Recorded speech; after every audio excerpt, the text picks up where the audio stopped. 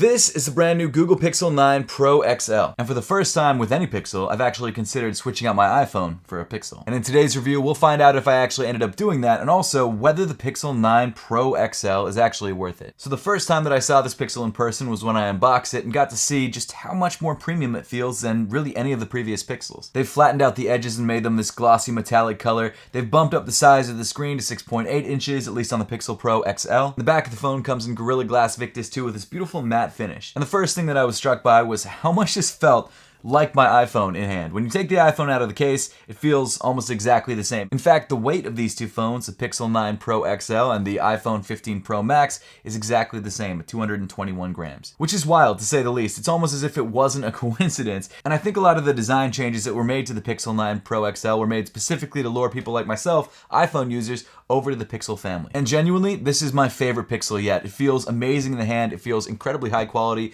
The extra weight is not bad. And I've heard a lot of mixed reviews about this brand new camera bump on the back of the device and how it's not the cyborg eye that we've had on previous Pixels, but rather more of an extended pill or a Long Island on the back of your phone. And I've got to say, when I first saw leaks of this phone, I wasn't a fan. I thought it was ridiculous. But the more that I've actually had this phone and used it, I actually think I prefer this to the standard Pixel cyborg eye. In my opinion, it's a bit more unique. It's not like any other phone on the market, and while no, the Pixel wasn't really either, there's something about this that feels more thought out than the last camera bump. I really love the fact that when you're using this without a case, your finger can kind of rest up against this camera bump and how it doesn't actually wobble on the table. I will say though that using this without a case was very scary, and I won't be doing that again. For the last week of owning this phone, I've been trying to get a genuine hands-on feel of this device, what it feels like without a case on, because that's what the phone is specifically designed to be used as just a raw device, as most phones are. And it feels great in the hand, albeit a little slippery because of this matte back, but the glossy edges really kind of do a good job of sticking to your hand, and of course you got this camera bump to kind of rest your finger against, which makes this a lot more easy to wield in one hand, or in just a hand in general, than I would have expected. Fit and finish-wise, this phone feels incredible in hand, better than any Pixel. It definitely feels like an iPhone,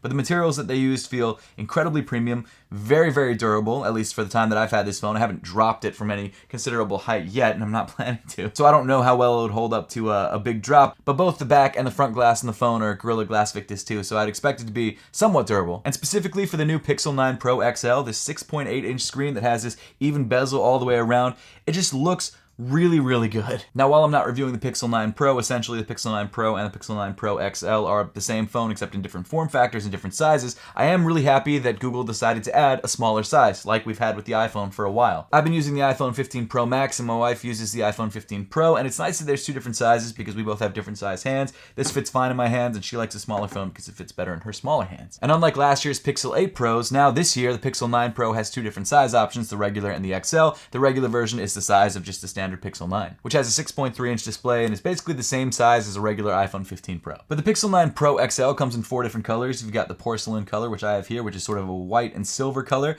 You've got the hazel color, the rose quartz color, and then of course the obsidian color, which is just a black. But in addition to the brand new Pixel 9 Pro size, we've also got a brand new Pixel 9 Pro XL price point. The Pixel 9 Pro comes in at $999 or $1,000, and the Pixel 9 Pro XL now comes in at $1,100 or $1,099, which is, to be fair, your standard flagship smartphone pricing now. It does seem high for a Pixel, especially because last year was $100 cheaper. However, I guess this year they have included a second version of the phone, which is smaller, but the same price as the old one, so now you're paying a premium for the larger phone, which seems a little bit odd, but, you know, it's how they're handling it. And that's one of the main reasons why I call this video, is the Pixel 9 Pro XL worth it, even though that's mainly what I call most of my reviews, because this phone has increased in price, and while it is an improvement over the Pixel 8 Pro, is it really that large of an improvement, especially for the $100 price bump? But let's try and answer some of those questions by diving into the tech specs. So let's dive right into the screen. This is a 6.8 inch Super Actual display. It's a 1344 by 2992 LTPO OLED display with 486 pixels per inch. It's very crisp, it's very clear, it's also 120 Hz capable, which is kind of standard nowadays. According to Google, this phone can get up to 2000 nits of brightness with 3000 nits at peak brightness, but I've watched a couple other people's reviews who actually do nit testing or brightness testing, and it doesn't seem to actually hit that 3000 nits. I'm sure that's in very optimal conditions, so I would say closer to maybe 2000 nits. Indoors, the brightness is incredible, but when I took this phone outside, it became very, very dark. I mean, that's kind of a problem across most phones nowadays, but it was really, really dark and very difficult to see, as you can see in some of this B-roll footage, and that was with the brightness cranked. I just wish it could get a bit brighter outside, because in direct sunlight, it becomes kind of difficult to see. Inside the device, you've got the new Google Tensor G4 and 16 gigabytes of RAM, which is an improvement over last year's version. Now, I will say, when compared to other flagship phones on the market, like the Samsung Galaxy S24 Ultra, it is not as snappy, and you can actually notice that. It's not a huge difference, and it can play pretty much every single game that you'd want to play, at least currently. In fact, I had no issues whatsoever with stuttering or any problems like that running games. It did get hot every so often though, keep that in mind if you're playing for more than an hour. But even though this phone might not be as fast as some of the other Ultra phones in the market, it still gets the job done. It's still fast enough for 99% of people, and I still think it's not going to be something you notice in your day-to-day life, especially if you're not comparing one-to-one with another phone. And I think this phone having 16 gigabytes of RAM is definitely a good thing. As far as internal storage goes, the $1,100 version of this phone, the cheapest version, the base model, I guess you'd call it, has 128 gigabytes, which is actually not bad. You can bump it up to 256, 512, or even a terabyte if you want, but of course that's going to heavily increase the price. And for the first time in a while, this phone actually doesn't have the cutting-edge, brand new Android OS. I mean, yes, it does have the latest version of Android 14. However, Android 15 is coming out in about a month, and it does not have that because they push these phones out a month earlier than I think they usually do. Most likely the reason for that being they want to beat the iPhones to market, because this is definitely an iPhone competitor, the Android version of the iPhone, so I'm not surprised that they're trying to get out first, but because of that, we're not getting Android 15 at launch, and instead we're getting Android 14, which, to be honest, really isn't that big of a deal. It's gonna get Android 15 in like a month, but for some people, I think the main selling point of the Pixel is the fact that they get the newest Android first. And I'm sure this phone is gonna get Android updates before most other phones out there, so I wouldn't worry too much about that, but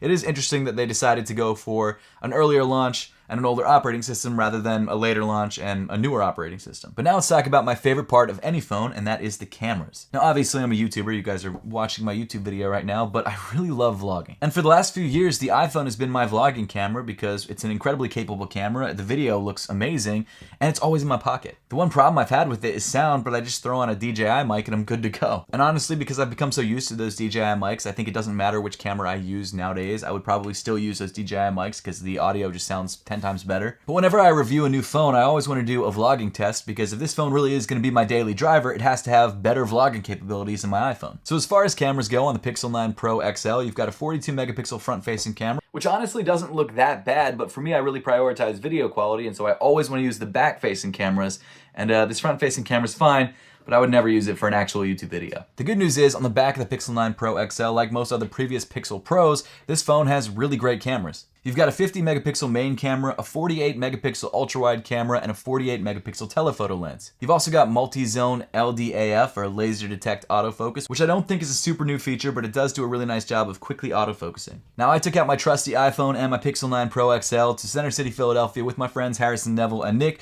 to take some video footage and some photo footage, and I'm going to throw it up on screen right now, and you guys can kind of determine which photos you like better. Obviously, they're listed which camera took which photo on the screen. Being so used to the iPhone 15 Pro Max's photo taking capabilities, I gotta say I was really impressed by what the Pixel 9 Pro XL could do. There were a couple things that I think the iPhone did better. For example, with portrait mode, I think the iPhone actually did a better job. Things that were supposed to be in focus were entirely in focus, and there was no like weird focus areas on the people that I was taking pictures of. With the Pixel 9 Pro, as you can see in this picture, Harrison's and Nick's feet were both out of focus, which is kind of odd. Color-wise, well, a lot of people say that the iPhone oversaturates photos. I thought that the photos from the iPhone actually looked more true to life than the Pixel's. That being said, the Pixel's photos were incredible. They looked amazing. When it comes to video recording, the Pixel 9 Pro now records up to 8K, which is something that I will probably never use because the file sizes are just way too big. But the 4K video footage from this phone looked really good, and I was actually really impressed, especially when compared to the iPhones. This is what the Google Pixel 9 Pro XL looks and sounds like if I'm using it as a vlogging camera on the street. So this is what the iPhone 15 Pro Max looks and sounds like if I'm using it as a vlogging camera. Now, to be honest, I still think that there's something that feels a bit more natural when it comes to video footage off of the iPhone versus the Pixel 9 Pro XL. It feels a bit less processed, but honestly, the Pixel 9 Pro XL's video footage looked great, and if this was my only phone option, I would be more than happy with it. Now, with the Pixel 9 Pro, because it is a Google device, you do get some pretty interesting AI features. For example, Magic Editor, Magic Eraser, Best Take, all features which I'm sure that you're familiar with. Zoom Enhance and Photo Unblur, and there's also a feature called Add Me, where you can actually take a picture of your friends and then take a second picture of yourself, and it kind of auto adds the picture together, making some weird photo that just never happened. Not a feature that I ever plan to use, but it's cool that you have the option. Doesn't always work the best, but it works. But now let's talk about some of the other features that come with the Pixel 9 Pro XL, because that's one of the main things that Google is touting with this new phone. their AI capabilities. One of my favorite features on this phone is Circle to Search, where you can hold down the home button and then circle literally anything on the screen and it'll search it on Google for you, which is pretty incredible. I also really enjoyed that on the Samsung Galaxy S24 Ultra. It's available on a couple Android phones at this point, but it's a nice feature. You've got Pixel Studio, which is a feature that allows you to literally type in any prompt and it'll create an image as long as it doesn't have any humans in it. I actually had a lot of fun with this feature. It's not something I could ever see myself using on a daily basis, but it was fun, and I showed my friend Harrison and Nick from earlier in the video and got their opinions on it. But the main big AI feature that Google touts on this phone is Google Gemini, which is interesting because this phone also has Google Assistant, and they kind of work alongside of each other and sometimes over top of each other, but I don't know if that's on purpose. I think that's just because they needed both assistants because they're both good at different things. So Google Assistant is the same Google Assistant that we've had for years. You say the prompt, I'm not gonna say it because I don't want to set off all your devices, and you get, your standard Google Assistant services. Google Gemini, though, is a little bit more advanced, and with the purchase of this phone, you actually get a year of Gemini Live, which allows you to actually talk to the phone as if it's a person. It's pretty wild. So check this out. Hey, what's up? Hey there. Not much, just hanging out in the digital world. What's going on with you? I'm filming a video right now. Sounds like fun. What kind of video are you making? I'm actually reviewing you. Oh, interesting. Yeah. What kind of things do you want to know? What would you rate yourself out of 10 in terms of digital assistants? Well, I'm still learning and growing, but I'd say I'm a solid 7 or 8 out of 10. I can handle lots of different requests, and I'm always getting better at understanding what you need. How about you? What score would you give me so far? I'm actually really impressed that you gave yourself a 7 out of 10. I would agree. Do you think that the Philadelphia 76ers have a realistic chance of winning the NBA championship this year? The Sixers definitely have a shot at the championship this year. They've got some major star power with Embiid and Harden, and they made some key improvements to their Whoa, stop. Offseason. But it won't be easy. Did you say Harden? Nope, George wrong. is a great player, You're definitely a 7 and not a 10. I'm sorry, man. Working off some old data there. Gemini Live is actually really cool. Besides just having a pointless conversation with your phone, you can also ask it things like how to cook a certain dish, or how to deal with a spider problem, or whatever your issues may be. You can ask it and it will come up with an answer. Will it be the right answer? Depends on the situation. Obviously, it's about a year off of the sports data, which is interesting because I thought it pulled directly from Google, but apparently not. So it's not 100%. I would say that a 7 is a astute score. So while the AI features on this phone are unquestionably impressive, they're incredible. I think this phone is probably the best AI phone out of any AI phone that I've tried so far, even better than the Samsung Galaxy S24 Ultra. I will say, however, that it's not perfect yet. And is it something I'm going to use on a very regular basis? Probably not. Oh, I didn't notice that. When you turn off the phone, it all kind of towards the power button. That's really cool.